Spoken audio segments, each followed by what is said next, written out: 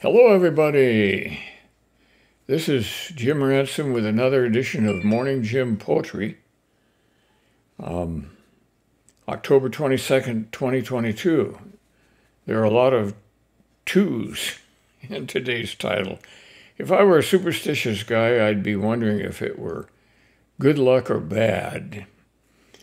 Seems like 7 is considered a more auspicious number, but I guess we have to take all that in stride.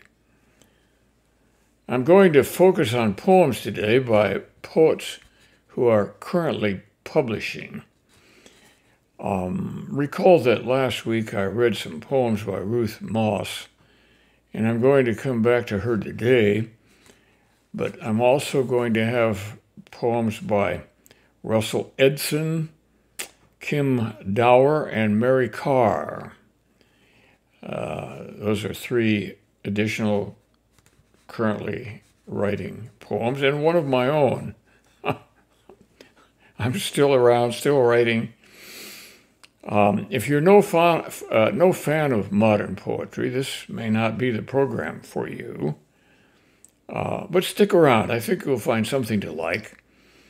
And I'm not a person who goes in for the weird, marginal poetry written half in Navajo and half in English and all that kind of thing. So now, let's move on to Russel Edson, who's been a poet now for quite a while, and he's pretty well known in poetry circles, but that doesn't necessarily mean the general public. But he's known as a kind of writer of surrealistic verse. And I think this poem is a good example of that. It's called Let Us Consider by Russel Edson. Let us consider the farmer who makes his straw hat his sweetheart, or the old woman who makes a floor lamp her son, or the young woman who has set herself the task of scraping her shadow off a wall. Yeah. Let us consider the old woman who wore smoked cows' tongues for shoes and walked a meadow gathering cowchips in her apron, or a mirror grown dark with age that was given to a blind man who spent his nights looking into it, which saddened his mother, that her son should be so lost in vanity. Let us consider the man who fried roses for his dinner, whose kitchen smelled like a burning rose garden, or the man who disguised himself as a moth and ate his own overcoat, and for dessert served himself a chilled fedora. I think the reputation for surrealism that Russel Edson has acquired is certainly deserved. And the other thing about his poetry is that he's been a leader in the movement, not always reciprocated by other poets, including me, to write poems in a sort of prose format, rather than in typical poetic stanzas. So, we have just considered a poet who's maybe on the cutting edge of things we don't like, but that's kind of the way it is with poetry. Next, I have a poem by a poet named Kim Dower. She's a lady who has written this poem called Bottled Water. I go to the corner liquor store for a bottle of water. Middle of a hectic day. Must get out of the office. Stop making decisions. Quit obsessing. Does my blue skirt clash with my hot pink flats? Should I get my mother a caregiver or just put her in a home and I pull open the glass refrigerator door and am confronted by brands. Arrowhead, Glitter Geyser, Deer Park, Spring, Summer, Winter Water, and clearly the bosses of bottled water, real water, and smart water. How different will they taste? If I drink smart water, will I raise my IQ but be less authentic? If I choose real water, will I no longer deny the truth, but will I attract confused, needy people who will take advantage of my realness by dumping their problems on me? And will I be too stupid to help them sort through their murky dilemmas? I take no chances. I buy them both. Sparkling, smart, purified, real. Drain both bottles. Look around to see if anyone is watching. I'm now brilliantly hydrated, both real and smart. My insides bubble with compassion and intelligence. As I walk the streets with a new swagger, knowing the world is mine.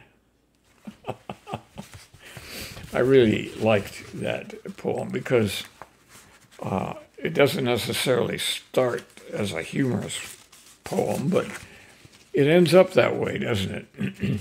It's entertaining and makes us think about why we do the things we do. Yeah, Bottled Water by Mary Karr. And I've read by Kim Dower, and I've read some of her other poems. And she's quite varied and quite a good poet. Now, next is a kind of eerie poem by Mary Karr, who's another very busy young woman poet. You can call it a pre-Halloween poem. You'll have to decide that for yourself. It's called Field of Skulls. Stare hard enough at the fabric of night, and if you're predisposed to dark, let's say the window you've picked is a black postage stamp you spend hours at, sleepless, drinking gin after the I Love Lucy reruns have gone off. Stare like your eyes have force, and behind any night's taut scrim will come the forms you expect, pressing from the other side for you. A field of skulls, angled at jaws and eye sockets, a zillion scooped-out crania. They're plain once you think to look. You know such fields exist, for criminals roam your every block, and even history lists monsters like Adolf and Uncle Joe, who stalk the Earth's orb, plus minor baby eaters unidentified, probably in your very midst. Perhaps that disgruntled mail clerk from your job has already scratched your name on a bullet. That's him rustling in the azaleas. You caress the thought, for it proves there's no better spot for you than here, on your square yard of chintz sofa, hearing the bad news pipe steady from your head. The night is black. You stare and furious stare, confident there are no gods out there. In this way, you're blind to your own eye's intricate machine, and to the light it sees by, to the luck of birth and all your remembered loves. If the skulls are there, let's say they do press toward you against night's grim, could they not stare with slack-jawed envy at the fine flesh that covers your scalp, the numbered hairs, at the force your hands hold. Well, that's a poem that has many interpretations. I like that poem because it's got a very fascinating vocabulary, and it's one in which the words mean different things than they usually do. I like this poem. Yeah, the skulls looking in the window of your eyes will envy your fine flesh, your hair, and the force your hands hold. I think that's the message of the poem, and I kind of like it. I kind of like that. Okay, now, let's see here. Getting my paperwork organized.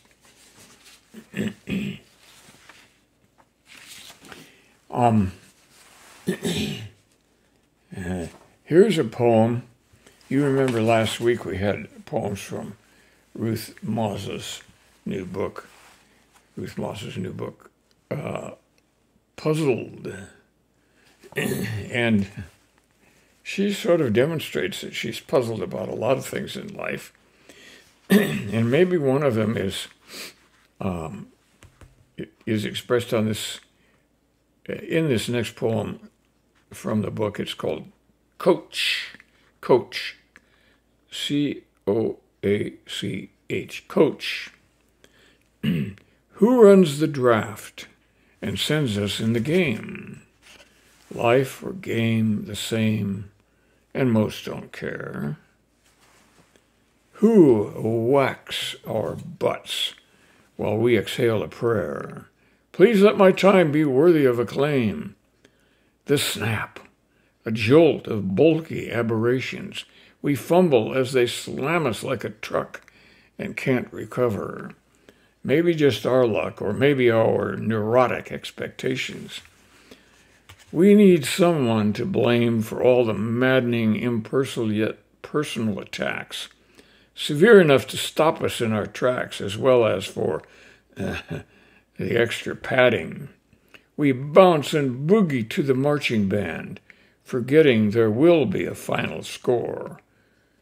Who failed to diagram all this before? Who let this game of life get out of hand? That's a poem that has a lot of implications to it, I think. I like the poem, and it's got very clever rhyming. Think about the last stanza. We bounce and boogie to the marching band, forgetting there will be a final score. Who failed to diagram all this before? Who let this game of life get out of hand? In other words, the first line of each stanza rhymes with the last line, and the two internal lines of the stanza are a couplet. It's a very cleverly done poem. I'm sure she worked at it quite a bit. And I really like it. I like poems that are well crafted and thoughtfully crafted. So that's another poem you can look for when you get your book Puzzled, which I hope you will order. Look it up on the internet. You'll find it there. I'm not taking orders on this show. Finally, here's a poem I wrote 2 years ago during the COVID scare. It's called Concerning Beauty, There's a New Focus. And then there's a quote as an epigram, a quote from the authorities that were guiding our lives at that time. It is strongly recommended that masks be worn around all others. I'm looking at you in a new way. Your eyes, your lashes, and your brows, the lines on your forehead when you laugh, replace the flare of your nostrils and the curl of your lip.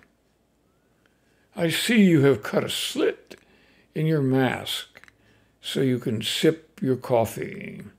Is there lipstick on your cup? I need to see if it's really you here with me. My eyes are beset, reset. My brain is reprogrammed. My mind repaints your full face, your smile, the wrinkles of your eyes, and the color of your hair. Curls or waves are now my focus. I find I must recongregate decades of reading the human face. We are flesh. We are bone.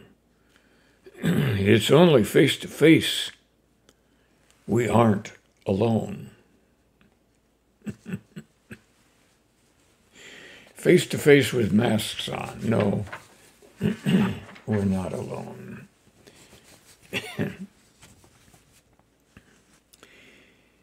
Okay, concerning beauty, here's a new focus. That's the poem.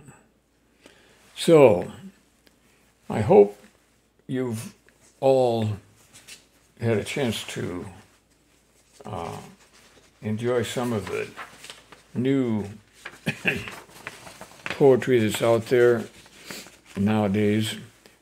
Poets, I might say, are a dime a dozen, but they usually have a lot of academic focus. So they're not out wandering around the streets. In other words, you can't throw them a quarter, well, it would be $1 now, and ask them to read their latest iteration of I Love You Very Much. No, they're more confined. They're more confined than almost anything else in society. But some of us really like poetry, and even poets are likable people at times. I do like Ruth Moss. She's a very nice person. But she tells me she's a Buddhist. Maybe that accounts for it. I don't know. I'm a Christian, and I know a lot of Christians that are not very nice, and I may be one of them. Anyway, this is Morning Gym Poetry, October 22nd, 2022. I'm happy you joined us today, and I hope you'll come back next week when we'll travel back to earlier days of poetry. I can't say any more than that about it right now, but I think you'll like it. Bye now.